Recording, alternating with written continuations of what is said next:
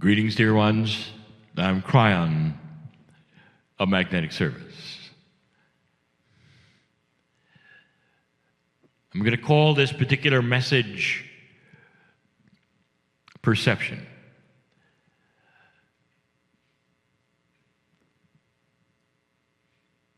The human being believes that which the human being wishes to believe. And the interesting part of it is that your history is simply filled with spiritual belief. This is the first channeling, the first message in McCloud on the first day of a 4-day channeling retreat. Messages that I brought before in the channeling retreat in another place spoke of some of these things, but I want you to hear it. I want you to follow the logic and the illogic of some of the things that I present, which bear very, very strongly on where you sit, and perhaps what has called you even to this place. I said in a channeling called The Puzzle that the interesting thing about humanity in general is that there is an intuitive, innate belief that there is a creator. And that it has been noticed even by those who would poll human beings and talk to them, that 85% of the planet belongs to those kinds of belief systems that would then put them in an afterlife. And so basically you could say statistically that humanity believes that the soul goes somewhere. And that means that overwhelmingly you believe in a God, a creator, a spirit, something which puts you here. But there's only so much you will believe, only so far that you will take it. Some will give credibility to it and say hello. Some will worship. Some will worship occasionally, some weekly, some every hour or so. But there still is the acknowledgement that you're not alone. Now, knowing that Creator is the question, is it not? We've given so many channels about who it is, or how it is, or where it is. And none of them actually are correct that humans believe, because the humans think only to a certain level. And that level is sustained in what we would call 4 dimensions, but is starting to expand. And that expansion then is what I want to talk about. And in order to do that, I have to then bring you once again to a place where I want you to know what has gone on here. And we can say whatever words we wish that are acceptable. And here's what I mean. Humanity believes in that creation story where an angelic form came to this planet. And in that metaphor of the Adam and Eve story, human beings, which had nothing before and no consciousness of belief or creation, were given that concept. And in order to do that, they were touched in a way where they became part of the Creator. God inside. They were given then free choice to find that and the knowledge between dark and light. And it was new, totally new. And even in your scriptures, it talks about the humans without anything suddenly having all of this knowledge. This is the creation story. We've told you so many times that the metaphor is accurate. The Garden of Eden is the metaphor of earth. Eve is the metaphor of all women, Adam of all men. And indeed, an angelic source was responsible. And this is where it gets good. Because now you get to define what an angel is. And as long as you perceive that an angel is directly from God and outside of the purview of anything you can imagine, you're safe to say the word angel. But then if you start looking at it in a different way, and you start asking certain questions, is it possible to have an ascended master? And you will say, well, yes, the prophet that I worship or whatever is on the other side and is guiding me, and that is an ascended master. And then you said, how ascended? What if that ascension looks like an angel? Is it possible that ascension itself is something where humans go to the other side and turn into angels? And some will say, well, now you've gone too far. There are so many shades of angeldom. There are so many shades of what you think ascension is. There are so many shades of consciousness. But you're okay with an angel that came down and gave you everything. The God inside, the knowledge, all of that. And then the creation starts and human beings begin, and then your civilization reacts, and then. What if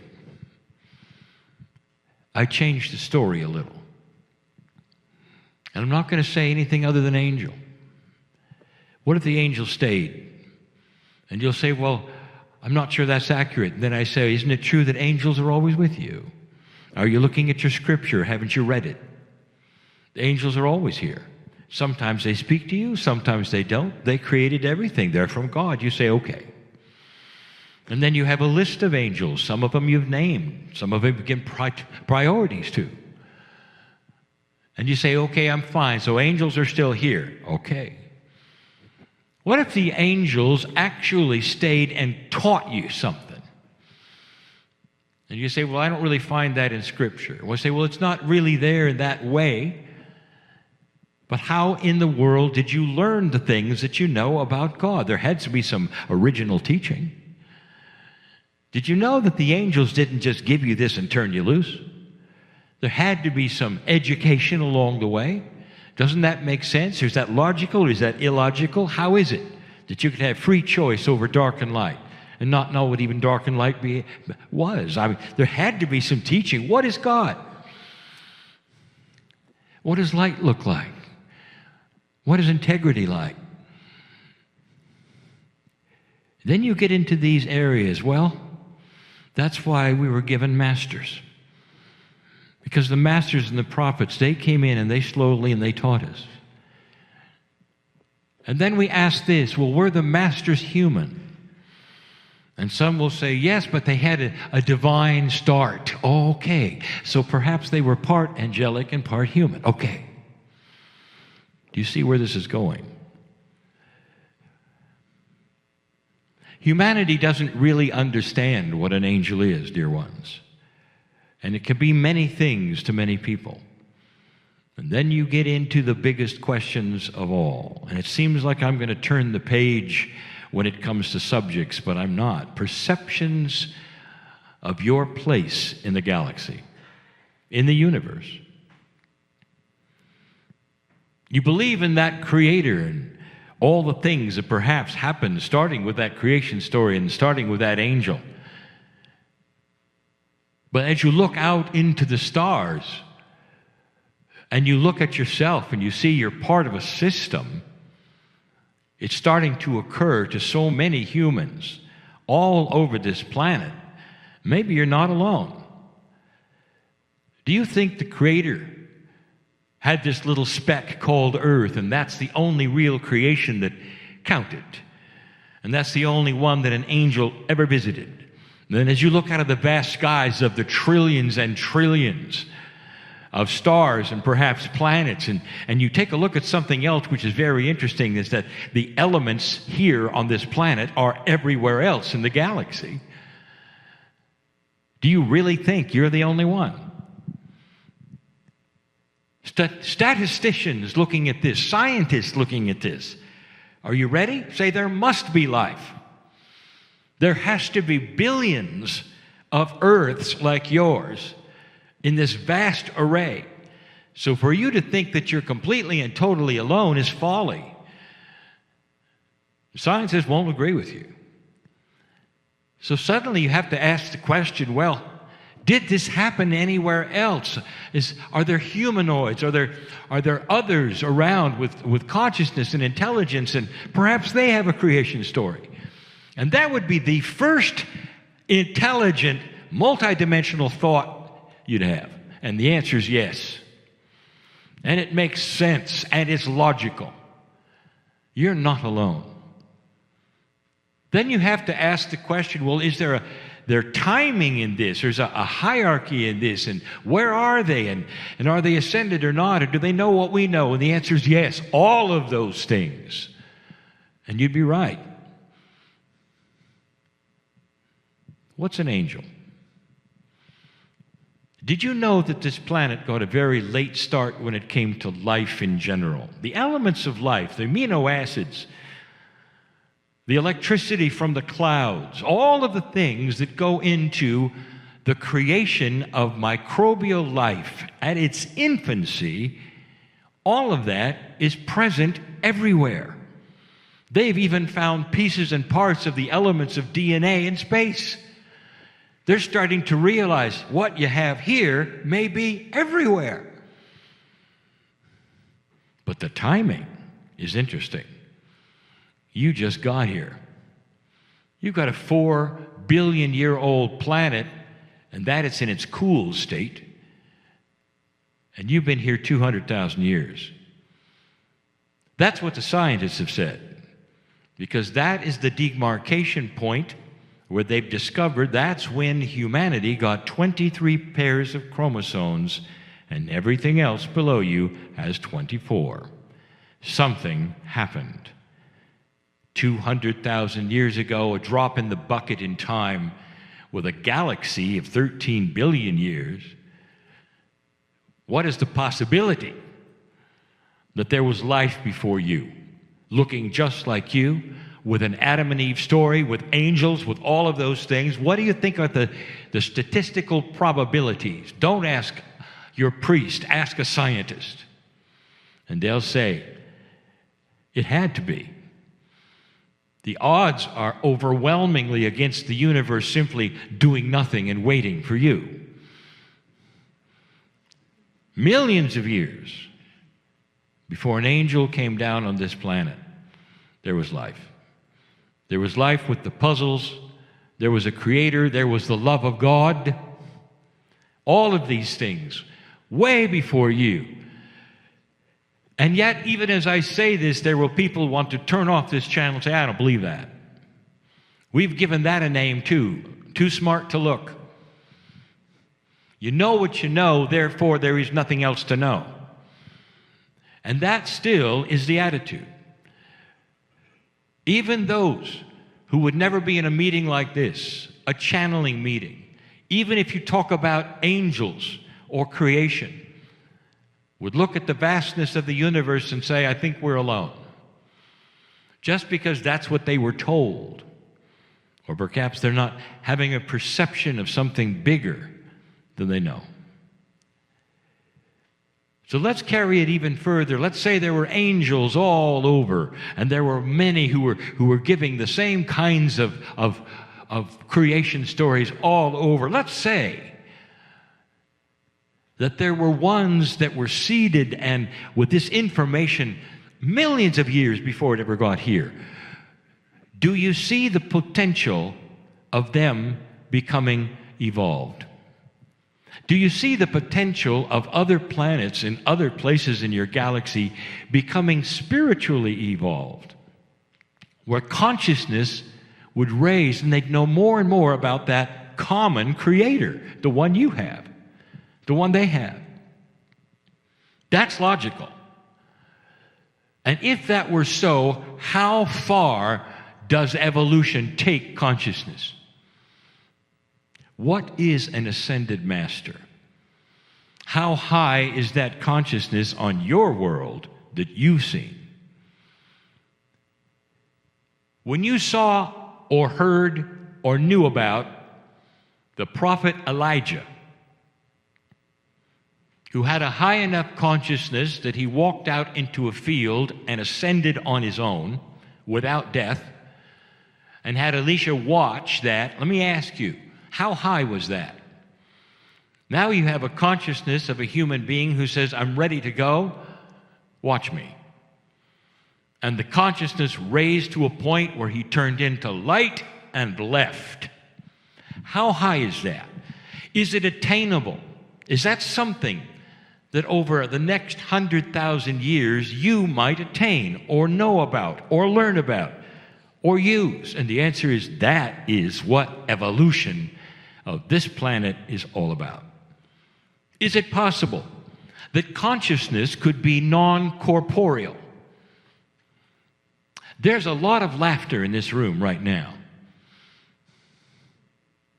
And most of it is coming from the ones you can't see.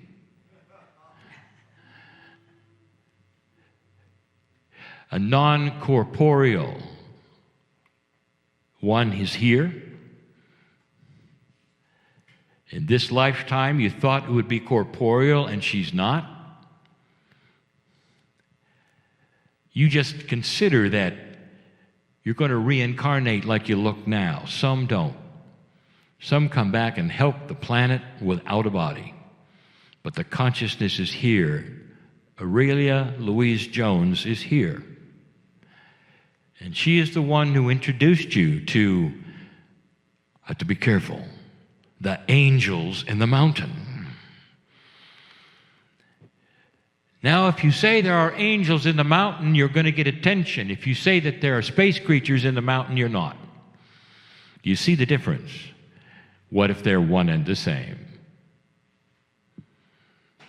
Is it possible that consciousness became so high in certain places of the galaxy that it didn't require a body? Have you heard about entanglement? That's just one tiny, teeny piece of an idea of quantum physics. And now you get into ideas that are not that which is linear, where you don't travel from A to B. Instead, you have a consciousness that is both A and B. That's entanglement. Is it possible that you could have a consciousness in two places at once? I said this before. You already see this with identical twins and their DNA. Why do you doubt it? One knows what the other's doing or what happens on the other side of the planet. That ought to tell you a little bit about what's possible. What if there were tremendous evolution that you don't know about, that took millions of years before that 200,000 year marker that started you? What if there was a plan? What if there was enough love of the Creator that looked down upon this planet and says they're ready, and said to the angels, it's time to come down and seed them and give them the beauty of the divine and sacred DNA that will include that which is from the Creator, and give them the 23 chromosomes instead of the 24 that everything else has on the planet. And that they would see that eventually, and they would pass a marker eventually, where they would start to ask the questions of why our DNA is different and what happened 200,000 years ago. And some would link it into the science, and some would link it into that which is spiritual, because the timeline is the same 200,000 years ago. What if those angels had another name? What if they were from the stars? What if they simply looked like angels, because that's the only thing that you can even conceive of that's that high? We've told you this before, that one level of vibration cannot look up into another. They don't understand it. They don't even know what they're seeing. But if you're a high vibration, you can look down. We even told you very recently in this very area that when Moses saw the burning bush, he saw an angel filled with light. But at that point in time, in that culture, and that intelligence, and that intellect, light was only possible with flame. Therefore, Moses saw something on fire. That was his consciousness. But he saw a beautiful angel. An angel that had light pouring out of it that gave him messages and told him to take off his shoes and that he was on sacred ground. And then we beg the question, what form of an angel was it and where was it from? Could it have been that he was getting instructions from a high entity that was already present on this planet? These are the questions we start to ask that people don't want to talk about because of what they were told or what they believe. 200,000 years ago, you were seated from the stars.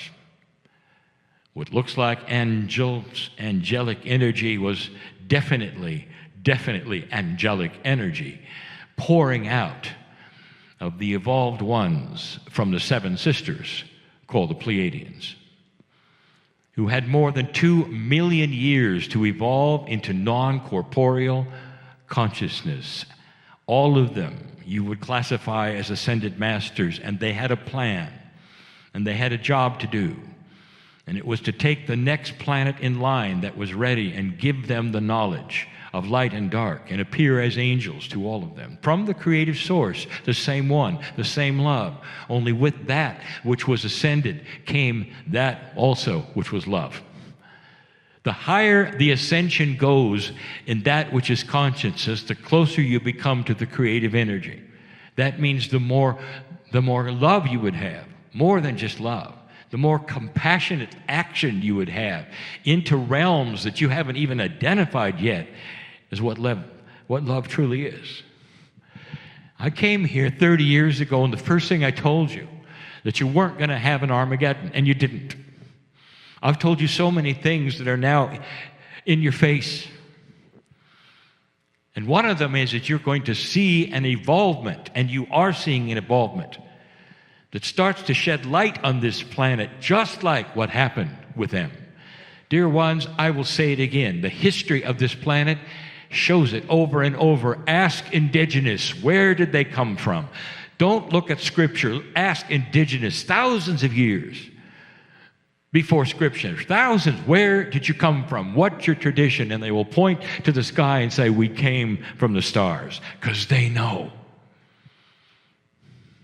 And not just that which was the one constellation. You have been seated by several, but they all know each other. They're all one in the love of God. You might even call them cousins. They know one another. And the job was to come down and give you these things. And they did. And their job was to stay here and work with you if you asked for it. Lemuria is real. We told you all about this. We told you where it was and what happened, how isolated it was in the Pacific Ocean, how it raised and then went down again. We told you the ABCs of all of those things. And then we told you why. And when Lemuria was finished, those who some call angels and some call Pleiadians were still in non-corporeal form, and they weren't going home. They stayed. Time to them is not what it is to you. There's agelessness in non-corporeal consciousness. If any of them were to come and place themselves right here, right now, and show themselves, you'd be on your nose, because you would feel the sacredness of it, and you'd recognize them as so many biblical those did, and said, there's an angel in the room. And they would probably say, don't be afraid. That's how ascended they are. That's what they can do. And that is more love than you can take. And I want to tell you something. They have an alliance with the Creator to do what they've done. They're not outside of the puzzle. They are the puzzle. And when Lemuria was complete, we told you that there were other mountains doing other things and other nodes and nulls on the planet, and they distributed themselves around the planet and waited. And you might say, what are they waiting for? What did they do? These mountains that they were in, waiting, were so precious and so sacred that even today, as far back as you look, every single one of them was known as sacred. The one that you can see from McCloud, called Sashta, has a history of over 11,000 years of sacredness by the indigenous. They wouldn't even climb it. They wouldn't go near it because they could feel there was something there. They were seeing the same things that some of you have seen at night with lights on the mountain where there should be none. There was something there. 11,000 years ago. These Pleiadians, these angelic beings, if you want to, whatever you want to call them, depending upon how you classify an angel, have always been here, waiting. What they were waiting to see is where human consciousness would go with free will. And what they saw so far was that the lowest consciousness stayed that way. In fact, there was even de-evolution with some of the civilizations on this planet. You had a time limit. Did you know that? To discover what you were going to discover, and so did they. It's always an astronomical time limit based upon the stars, based upon the solar system you're in. Yours was called the precession of the equinoxes, and it had 2 cycles of 26,000 years. That's how long you had. And all of that would end at the precession of the equinoxes or close to it. And that was your prophecy. Figure it out. 2012 was the end, and most of your prophecy didn't even have you existing past the year 2000. If you take a look at those who had prophecy of what would happen, you would have an Armageddon, you'd have a third world war, you were on your way to it, all of these things. You know I'm right. And the time was almost up, and it corresponded to that precession of the equinoxes, which, oddly enough, was the prediction of the ancients. They looked at the stars. They knew it. The Mayan calendar, that's what it was based about. The last 5,000 years of civilization, and it would end in 2012. And instead, something happened, and that is why you sit here today. And what happened was that you turned the corner, and evolution of consciousness started to change, and the Soviet Union fell over, and so many things fell over, and light began to happen on the planet, and that is so disturbing to so many. They see the darkness that is now starting to be revealed by so much light, and they don't understand. Not understanding, it was there all along. People are starting to change their ideas. Scientists starting to look for life in other places that they never looked before, in the stars. They're starting to examine the things they never examined before. And those who wait in those mountains called the nodes of this planet, those Pleiadians, those Orions, those Arcturians, those Hathor, those Orion, they're waiting for something. And it happened. You went through the shift, dear ones. They call them time capsules because it's the right time to come out. And that is why you're here. Because it's time for them to show themselves first very, very slowly in awareness that they're there. And now, where do you sit and why do you sit here? And why do you care? Because there are those all over this planet starting to realize they're not alone. And as they come forward, the first thing they're going to show you is incredible love because they know your name. They are your star parents, and they know who you are right here, right now. There's applause in this room. You may doubt all of this. You may think it's crazy. But if you want to open the door to this possibility, you're going to find it's extremely logical. That all along, the reason you've had 23 chromosomes instead of 24 is because you were visited by a beautiful ascended race, several of them, from the stars. That's who's in the mountain. If you can see the mountain, you're in the shadow of the mountain. They know you're here. We told the last group, it's no accident, even if you made up your mind the day before yesterday. They knew we were coming. And so in these next 3 days and what follows, I'm going to say this to you, make it worth it. Step out of the box that you came in where you think, well, I'm only going to go so far. I'm just going to listen to, have a good time. I'm going to write everything down. What if it changes your life instead because you've said yes? Remember that? You're saying yes. The yes is opening the door to the possibility of a perception that is beyond that which you were ever told, old soul. And so it begins. And so it is.